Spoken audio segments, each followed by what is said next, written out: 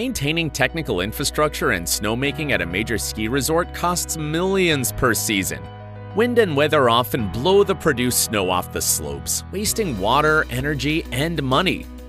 Austrian ski resort Planai-Hochwurzen partnered with technology firm Kionic to deploy the DJI Dock 3 system through its SPECT drone service, modernizing alpine monitoring operations.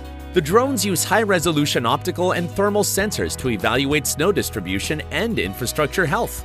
Because the system can operate in temperatures as low as -22 degrees Fahrenheit, inspections continue without exposing crews to hazardous nighttime conditions, ensuring uninterrupted alpine operations.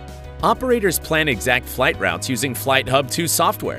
Once airborne, the system automatically syncs flight data directly to the Kionic Pack software, giving operators a real-time overview of the slopes. To maximize range, the team uses dock hopping between stations. This integrated data loop enables more precise snow production, reducing water and energy use while maintaining coverage quality. While currently focused on winter operations, the companies plan to expand this technology to summer activities, such as monitoring bike parks and hiking trails. Ultimately, this approach makes alpine management safer, more data-driven, and highly efficient.